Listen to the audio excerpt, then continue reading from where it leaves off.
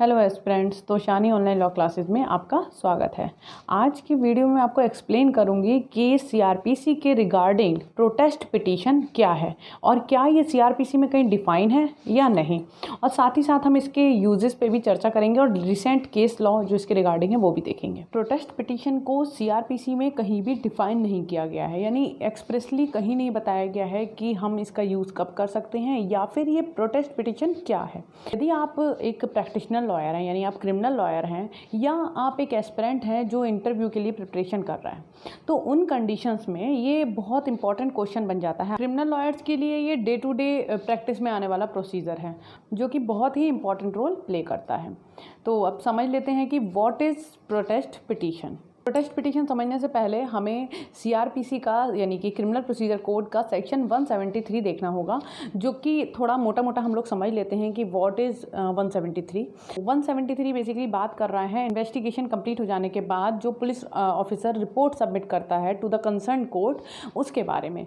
तो अगर हम लोग बात करें, अगर प्रैक्टिशनर लॉयर अगर बात करें इस सेक्शन के रिगार्डिंग, तो उसे जनरली इस सेक्शन को हम लोग या तो क्लोजर रिपोर्ट के नाम से जानते हैं या फाइनल रिपोर्ट के नाम से जानते हैं, या फिर हम इसे जानते हैं चार्जशीट यानी आरोप पत्र के नाम से, या अंतिम रिपोर्ट इसे हम बोलते हैं।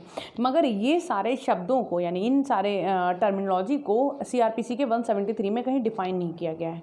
अब दो चीज़ें होती हैं, एक तो होती है फाइनल रिपोर्ट या क्लोजर रिपोर्ट, और दूसरी होती है आपकी चार्जशीट या आरोप पत्र। अब इनमें क्या डिफरेंस होता है, ये सब चीज़ें 173 में ही बता दी गई हैं। देखिए, जब इन्वेस्टिगेशन ऑफिसर किसी ऑफेंस की इंफॉर्मेशन मिलने के बाद उस इंफॉर्मेशन के रिगार्डिंग इन्वेस्टिगेशन प्रारंभ करते हैं और इन्वेस्टिगेशन से रिलेटेड जितने भी एविडेंसेस उनके पास आते हैं या जो भी उनके पास कलेक्शन होता है एविडेंसेस का या विटनेसेस का, जो भी चीज़ें होती हैं उसकी पूरी वो एक रिपोर्ट तैयार करते हैं। और वो जब रिपोर्ट तैयार कर लेते हैं तो उसमें एक चीज़ और मेंशन होती है कि क्या इन्वेस्टिगेशन होने के बाद कोई ऑफेंस जिसके लिए इन्वेस्टिगेशन उन्होंने शुरू किया था प्रोसीजर, वो इन्वेस्टिगेशन के बाद वो ऑफेंस हुआ भी है या नहीं हुआ है। यानी दो कंडीशंस हो सकती हैं, या तो ऑफेंस हुआ होगा या फिर ऑफेंस नहीं हुआ होगा। अगर ऑफेंस हुआ होता है तो उसके बारे में कि क्या ऑफेंस हुआ है, कौन से चार्जेस बनते हैं, कैसा ऑफेंस हुआ है, कितने लोग उसमें शामिल थे, क्या क्या चीज़ें उसमें फॉलो की गई, क्या क्या एविडेंसेस उसमें कलेक्ट हुए, इसकी एक रिपोर्ट तैयार होती है अंडर 173 सब क्लॉज 2 में। और दूसरी चीज़ कि अगर कोई ऑफेंस नहीं हुआ था तो उसके रिगार्डिंग भी एक रिपोर्ट तैयार होती है कि क्या ऑफेंस नहीं निकला, क्यों नहीं निकला, उसके पीछे के रीजंस उसमें दिए जाते हैं। तो जब अगर ऑफेंस निकला होता है यानी कि कोई ऑफेंस बनता है और उसकी रिपोर्ट भेजी जाती है, तो उस रिपोर्ट को हम लोग बेसिकली चार्जशीट के नाम से जानते हैं। और जो रिपोर्ट अगर कोई ऑफेंस नहीं बनता है यानी कि मामले में इन्वेस्टिगेशन करने के बाद ये पता चलता है कि कोई ऑफेंस नहीं बना है, तो उसको हम लोग बेसिकली क्लोजर रिपोर्ट या फाइनल रिपोर्ट कहते हैं। दोनों ही कंडीशन में क्या होता है, रिपोर्ट जो है हमारी मजिस्ट्रेट के पास जाती है। अब मजिस्ट्रेट कौन सा, जो उस मैटर से यानी उस जुरिडिक्शन में कंसर्न मजिस्ट्रेट होता है, उसके पास दोनों ही कंडीशन में वो रिपोर्ट जाती है। अब बारी आती है कि इन द केस अगर फाइनल रिपोर्ट जाती है, फाइनल रिपोर्ट में क्या होता है कि मामला हमने क्लोज कर रहे हैं। क्लोज क्यों कर रहे हैं, क्योंकि वो मामला बन ही नहीं रहा है, यानी जिसके अगेंस्ट एफआईआर हुई थी या जिसके अगेंस्ट कंप्लेंट फाइल हुई थी उस एक्यूज्ड के अगेंस्ट, हम यहाँ उसे एक्यूज्ड बोल सकते हैं क्योंकि मामला बन रहा था उसका, तो उस एक्यूज्ड के अगेंस्ट कोई मामला नहीं निकला, यानी आफ्टर द कंप्लीट इन्वेस्टिगेशन हमने ये पाया कि वहाँ पे कोई मामला बना ही नहीं है। तो उस कंडीशन में हमने क्या किया, सारे जो भी रिपोर्ट में मेंशन करना था वो चीज़ें लगा के हमने कंसर्न मजिस्ट्रेट के पास भेज दी। अब बात आती है यहाँ पे प्रोटेस्ट पिटीशन की।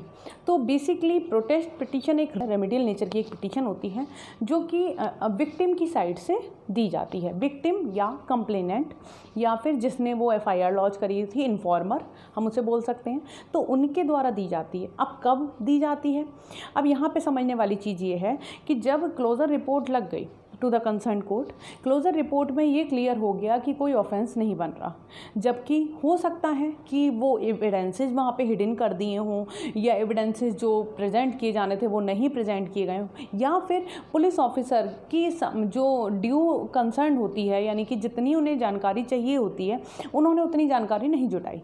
कोई भी कंडीशन हो सकती है कि वहाँ पे क्लोज़र रिपोर्ट लगा दी गई।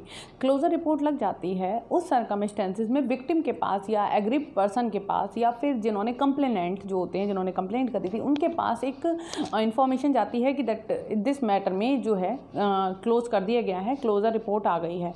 तो उस कंडीशन में ये पता चलता है कि मान लीजिए वो विक्टिम या एग्रीव पर्सन या फिर वो कंप्लेनेंट वो सेटिस्फाइड नहीं है उस क्लोज़र रिपोर्ट से।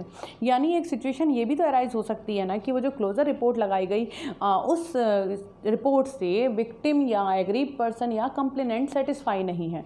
उस कंडीशन में वो कंसर्न मजिस्ट्रेट के पास एक पिटीशन फाइल कर सकता है और which is known as protest petition. Simple शब्दों में समझना चाहें तो ये एक रेमेडी होती है जो एग्रीव पर्सन या कंप्लेनेंट को अगेंस्ट द पुलिस रिपोर्ट या क्लोज़र रिपोर्ट या फाइनल रिपोर्ट के अगेंस्ट में मिल जाती है।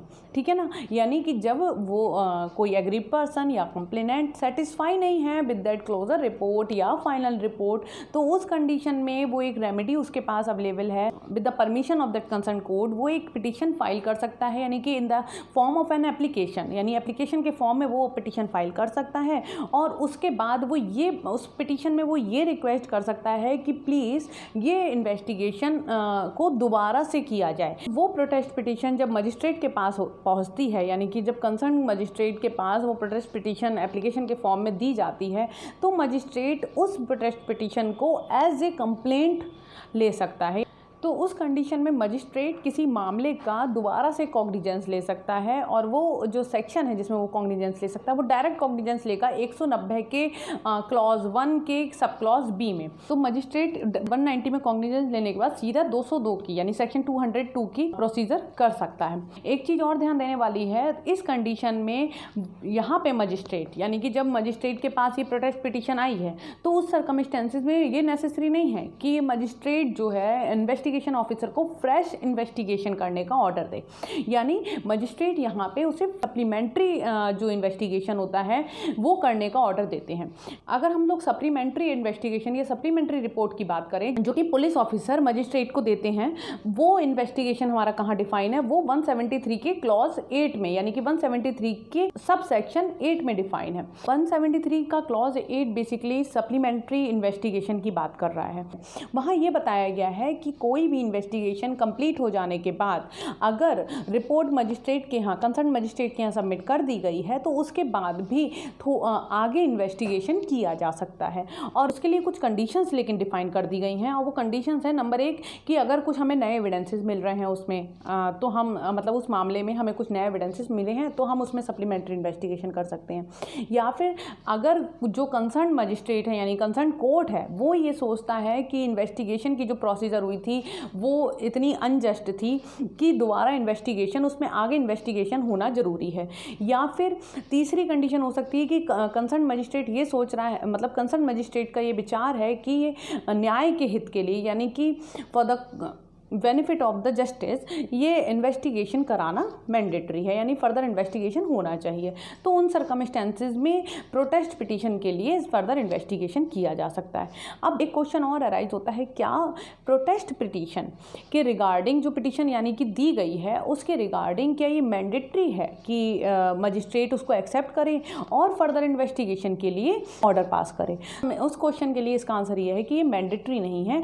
तो ये पूरा तरीके से मजिस्ट्रेट के डिस्क्रिप्शन पर है कि वो इसके लिए ऑर्डर दे या नहीं दे। यानी कि कंडीशन क्या निकल के आ रही हैं, अगर कोई प्रोटेस्ट पिटीशन एग्रीव्ड के द्वारा दी जा रही है तो उस सर्कमस्टेंसेस में मजिस्ट्रेट के पास ऑप्शंस होते हैं, या तो वो क्लोजर रिपोर्ट जो है उसको एक्सेप्ट करेगा और प्रोटेस्ट पिटीशन को डिसमिस कर देगा, या फिर वो प्रोटेस्ट पिटीशन को एक्सेप्ट करेगा और साथ ही साथ क्लोजर रिपोर्ट को भी एक्सेप्ट करेगा और उसमें फर्दर इन्वेस्टिगेशन के ऑर्डर दे देगा। तीसरा ऑप्शन आता है कि वो फाइनल रिपोर्ट को डिसमिस कर सकता है या उसे रिजेक्ट कर सकता है और केवल प्रोटेस्ट पिटीशन को एज ए कंप्लेंट ले सकते हैं और उसमें जो प्रोसीजर अपनाया जाएगा यानी कि उसमें जो प्रोसीडिंग्स की जाएंगी वो अंडर सेक्शन 202 की जाएंगी।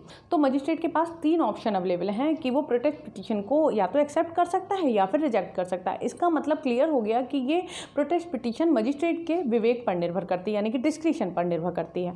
अब बारी आती है क्या इस पर कोई लेटेस्ट केस लॉ है या नहीं। तो इसमें 2 लेटेस्ट केस लॉ है। इसमें एक केस है Vishnu Kumar Tiwari versus state of of UP का, जो कि जुलाई 2019 का ही केस है सुप्रीम कोर्ट का, जिसमें इन्होंने ये बताया था कि सारी कंप्लेंट को जो है वो प्रोटेस्ट पिटीशन की तरह नहीं देखा जा सकता। साथ ही साथ इन्होंने इसमें ये भी कहा, यानी सुप्रीम कोर्ट ने इस केस में ये भी कहा कि अगर कोई प्रोटेस्ट पिटीशन जितने भी रिक्वायरमेंट हैं, जो कंप्लेंट के लिए रिक्वायरमेंट है, वो फुलफिल कर रही है, तो हम उसे एज ए कंप्लेंट देख सकते हैं अंडर सेक्शन 200 एंड 202 में। दूसरे केस की मैं बात करूं तो वो है Rajesh versus state of Haryana 2019। इसमें माननीय उच्चतम न्यायालय ने ये बताया कि अगर पुलिस ने कई सारे एक्यूज थे जो एफआईआर में मेंशन किए गए थे, मगर उनमें से कुछ ही एक्यूज को उन्होंने चार्जशीट में शामिल किया है, तो यहाँ मजिस्ट्रेट इन्फॉर्मर या कंप्लेनेंट को ये अपॉर्चुनिटी दे सकता है कि वो प्रोटेस्ट पिटीशन इस चार्जशीट के अगेंस्ट फाइल कर सके।